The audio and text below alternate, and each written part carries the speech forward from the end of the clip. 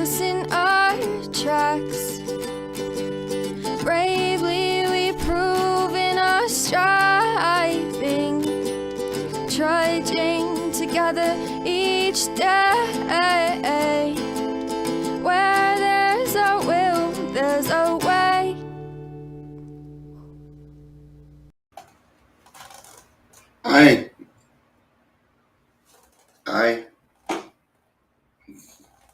I think I've been hanging around my 2-year-old grandson too much. Let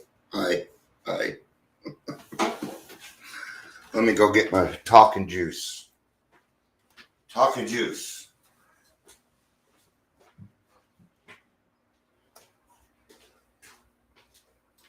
I hope everybody's having a terrific Monday. Is that you, Maylin?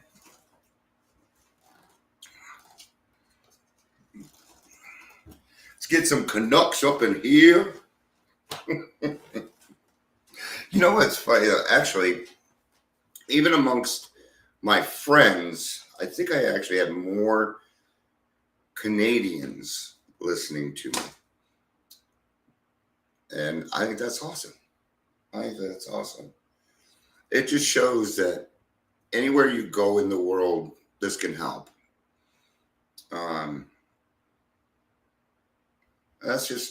That's neat stuff, man. I'm glad I get to be a part of it.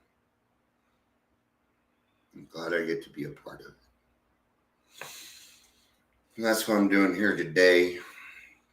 We're going to talk about step 7, the humility that comes with step 7. Humility is the principle behind step 7. So we're going to be talking about humility and kind of what step 7 is, what it does. I think a lot of people get caught up in the 7th step. So I'm going to do my best to keep it nice and simple. We use everyday terms here, or at least I do my best to use everyday terms. So I almost talked to that 3-minute mark. I did so good. Oh, I've gone live so much today that I'm not even sending people text messages that I'm live this time because, come on, Dia. Welcome to the Daily Trudge times 4. I don't think I've ever done 4 in one day. Yeah, if you're here, please say hello. Whether you're watching the live or the rewatch. So I'm going to be reading now the 12 by 12. The 12 by 12. So here's the thing with steps 6 and 7. In the big book, it's about 4 paragraphs long. Okay? I believe that it's 3 or 4. It's not really that extensive. Hi, Amber. It is not really that extensive in the big book. Okay? And it confused people so much that we had to write other books about it because I'm not a fan. I'm not. I hope they made some good money off of it.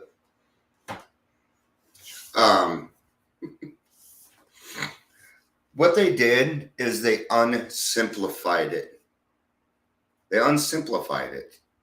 And I didn't like that. No shit, drop the rock. No shit. Yes, we are addicted to it. I am. Okay. Good to see you, Mandy. Even outside of here, Mandy and I have been talking all day. Well, Facebook decided that our latest podcast goes against community standards. I'm going to tell you something. The only difference was the title. And the title says Men's Mental Health. I don't think that is coincidental. Step 7. Humbly asked him to remove our shortcomings. Who's him? God. The big HP. The higher power. Or if you play Dungeons and Dragons, that would be your hit points. So I'm just going to get started. I'm going to be skipping around in here a little bit. Since this step is so specifically concerns itself with humility, we should pause here to consider what humility is and what the practice of it can mean for us. Indeed, the attainment of greater humility is the foundation principle of each of the 12 steps. For without some degree of humility, no alcoholic can stay sober at all. Nearly all AAs have found too that unless they develop much more of this precious quality than may be required just for sobriety, they still haven't much of a chance of becoming truly happy. Without it, they cannot live to much useful purpose in adversity to be able to summon the faith that can meet any emergency. Okay?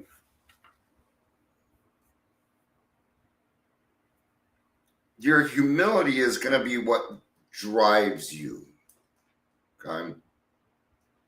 So when we say humbly asked him, what are we doing, essentially?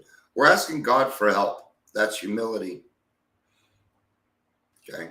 The definition of humility for us, not the Webster dictionary one. For us, humility is asking God for help. That's it. That's it. That is it. That's why it only needs one paragraph. All right. Humility as a word is not ideal. Oh, as a word and as an ideal has a very bad time of it in our world. Not only is the idea misunderstood, the word itself is often intensely disliked. Many people haven't even a nodding acquaintance with humility as a way of life. Much of the everyday talk we hear and a great deal of what we read highlights man's pride in his own achievements. Okay, why do we have it? Because it goes with humiliation. And we confuse these two words. Humiliation is a completely different word than humility. Okay? If we broke it down into the Latin terms, I'm sure humil would have something, and it would go along with it. Okay? But the English language sucks ass. It does. It's horrible. Because we confuse things like this. Humiliation is when you're 14 walking up to the mall and all the cool kids are standing in front and you spit and you accidentally spit on yourself. And they make fun of you for it. That's humiliation. Yes, that happened to me. I still remember it to this day. Man. Right? That's humiliation. Name calling, putting other people down, being judgmental. That's all humiliation. And that has nothing to do with humility. So I do a little bit of skipping.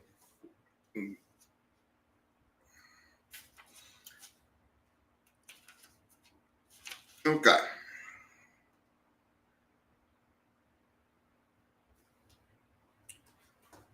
The lack of anchorage to any permanent values, or this lack of anchorage to any permanent values, this blindness to a true purpose of our lives produced another bad result. For just so long as we were convinced that we could live exclusively by our own individual strength and intelligence, for just that long was a working faith in a higher power impossible.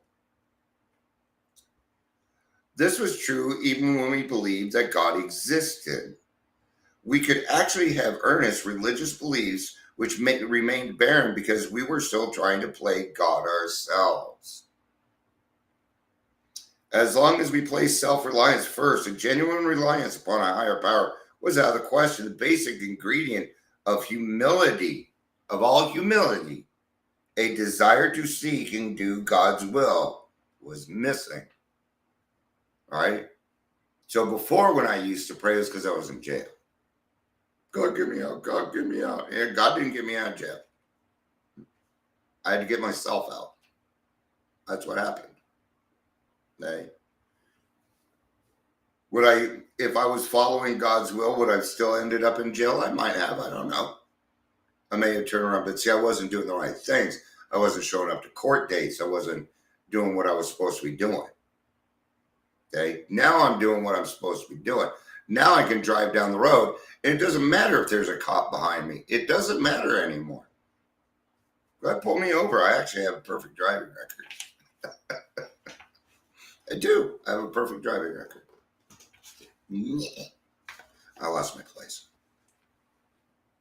So the basic ingredient of all humility, a desire to seek and do God's will. But then we get into this thing called perfection. Oh, shit. Here's the first common misconception of step 7. That your shortcomings are going to be removed. No. Those are a part of you. Those are a part of you. Anger is not a bad emotion.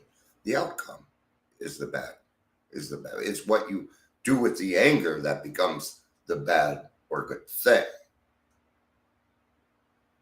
It's what you do with your happiness, what you do with your depression, what you do with these feelings that matter.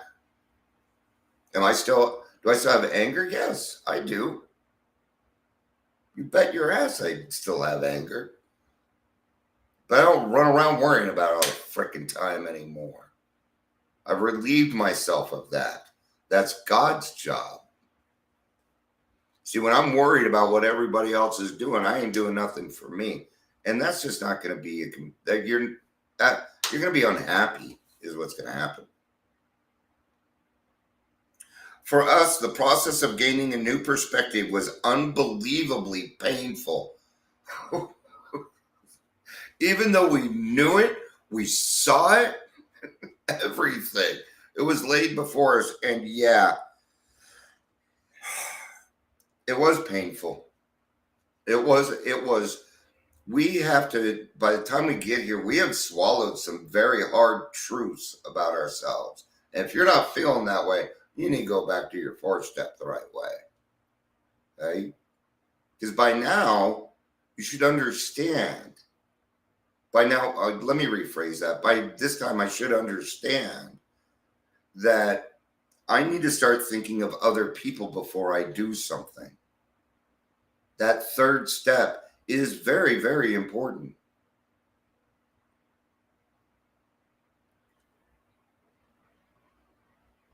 It was only by repeated humiliations that we were forced to learn something about humility.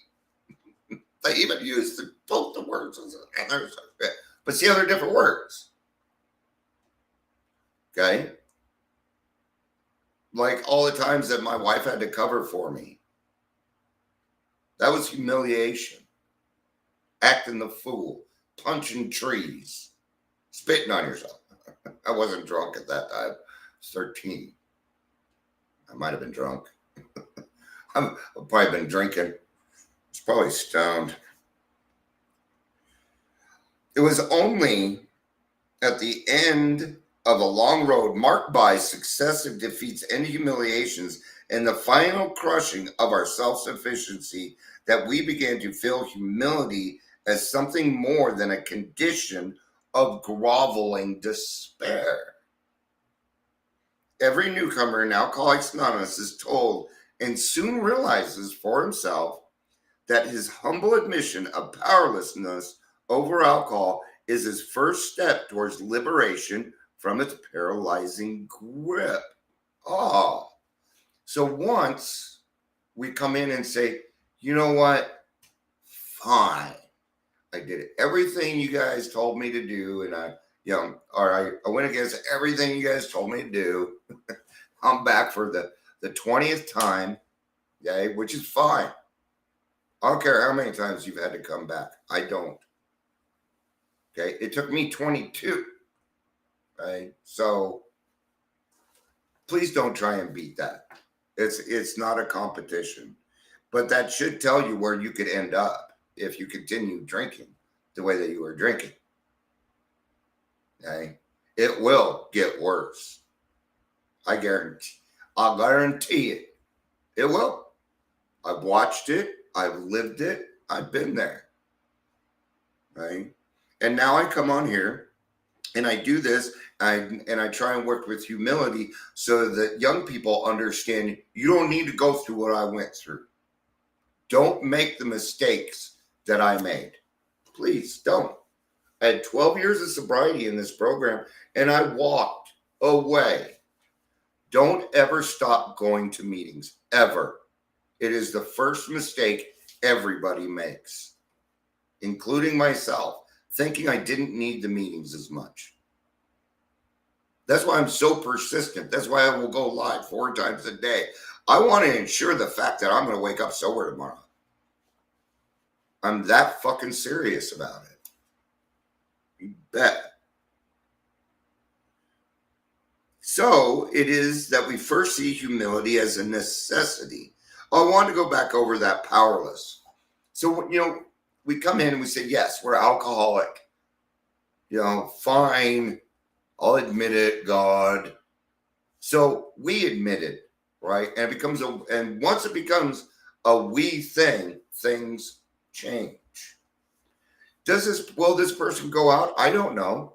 There's still a chance of them going out. Whether you've brought hope to them or not, they're still going to make decisions. Excuse me. Okay. But that is the first thing that happens for us, is that God takes away that obsession. Right?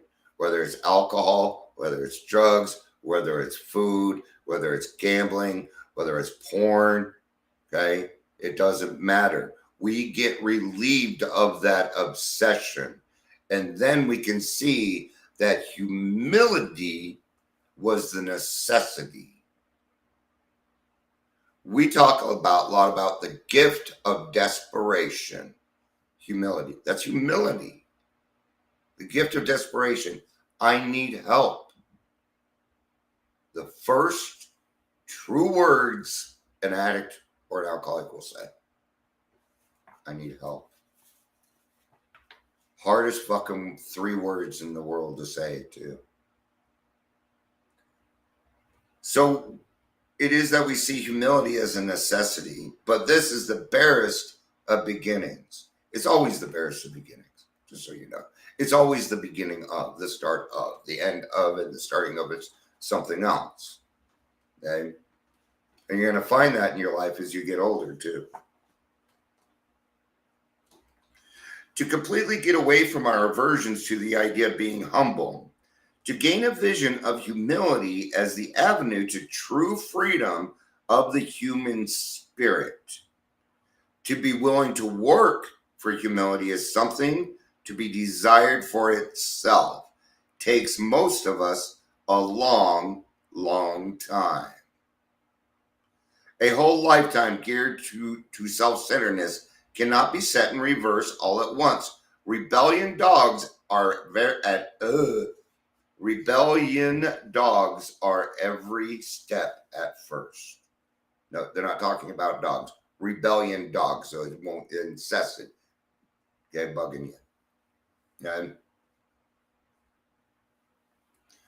so it's going to take a while. It's going to take a little while.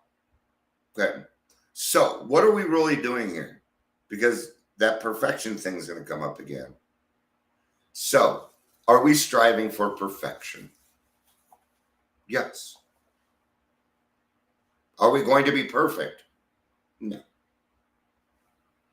But we strive for it. What's perfect? The big HP is perfect. So we strive to be like him. That's you trying to get towards perfection. You're not going to ever be perfect. Okay? And that's okay. We've accepted that, right? I'm not going to be perfect. I can utilize the 10 step. It's okay for me to be wrong. I'll certainly be wrong if it makes it right.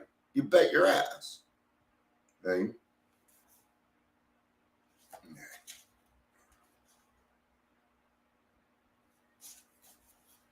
During this process of learning more about humility, the most profound result of all was the change in our attitude toward God.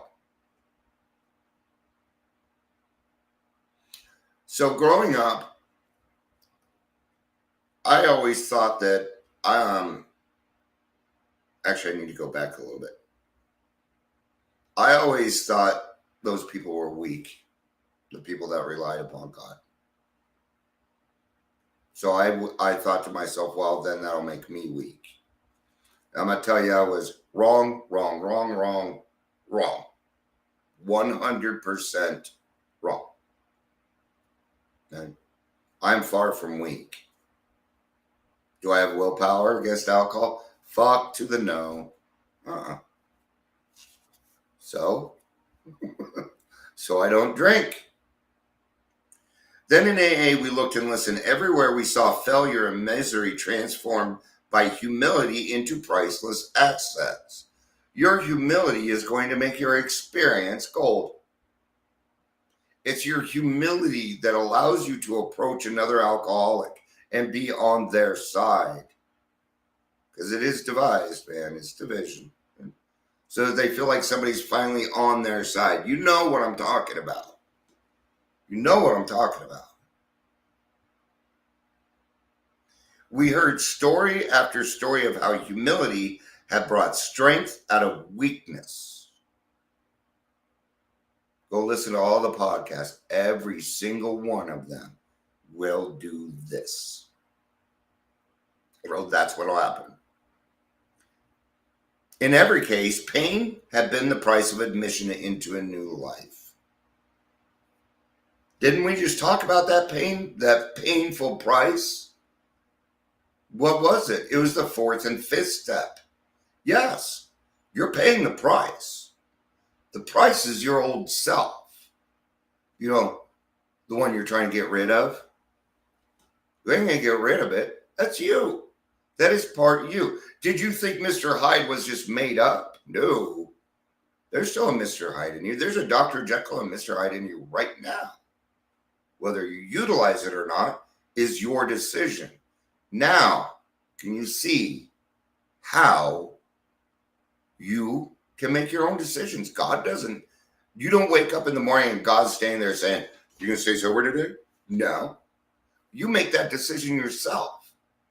So good fucking job. Okay? And then you followed through on it. Even better. Does that sound weak? Doesn't sound weak to me. Actually, it sounds like a lot of courage. A lot of courage, because that stuff is hard to do. If it wasn't hard to do, everybody'd be doing it.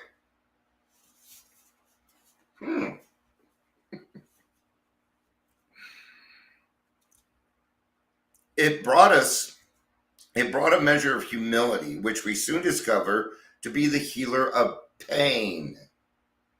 That emotional torture. Yeah. So how do we do that? We ask God for help. Then we ask God for help. We began to fear pain less and desired humility more than ever. What does humility turn into? Courage. It turns into courage. All men of faith have courage. I have courage. I have the courage to change the things that I can. Yeah.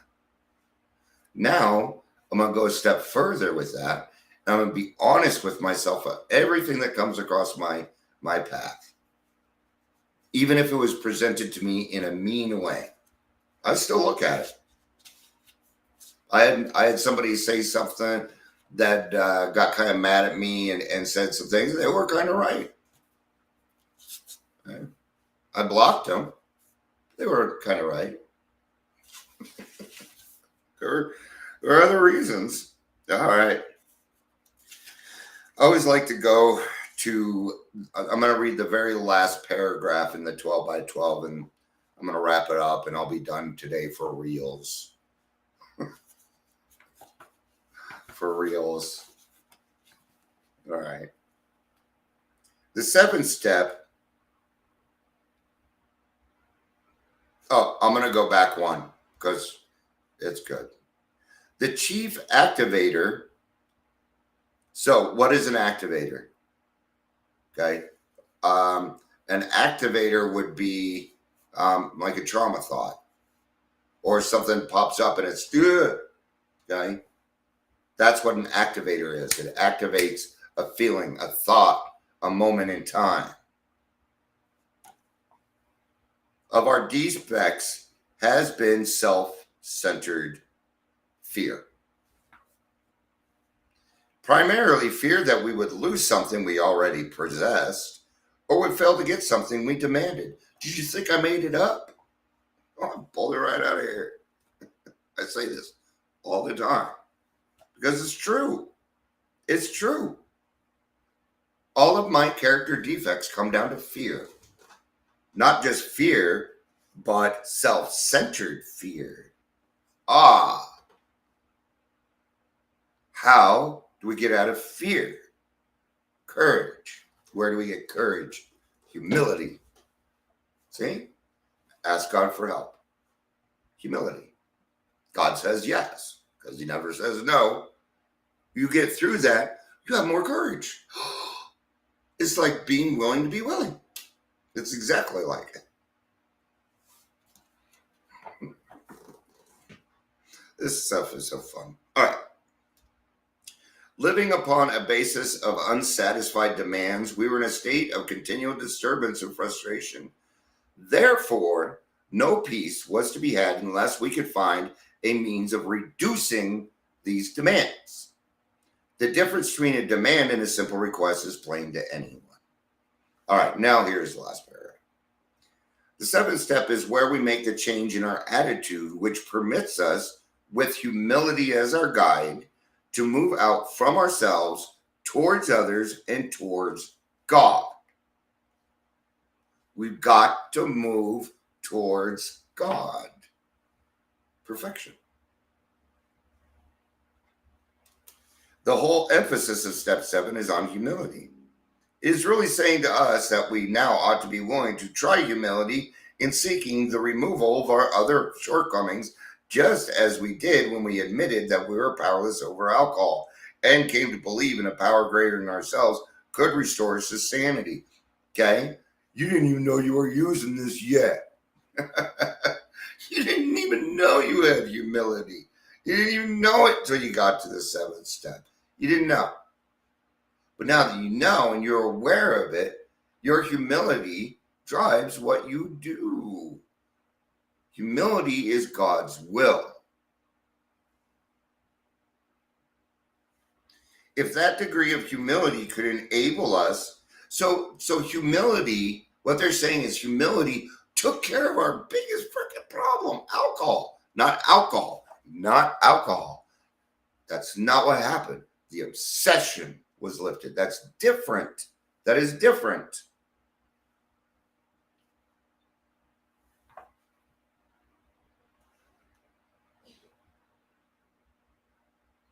Then there must be hope of the same results respecting any other problems we could possibly have. Right? Yay, step 7. Yay. See, that's why it isn't very long, because it's nice and simple. Nice and simple. We don't need a whole another book for it. Oh my gosh. Drop the rock just means let it go. So let it go and save yourself $30. Jesus. All right. Sorry. I'm weird when it comes to the literature because some people are just talking out their buttholes. All right. All right. I don't want to end it with that. Go check out the new podcast. It's out. We love podcasting. I think that's pretty clear now that we love doing this stuff and we're good at it. So we should do it. I love you guys. Thanks for hanging out with me like all day. I love you. Peace out. and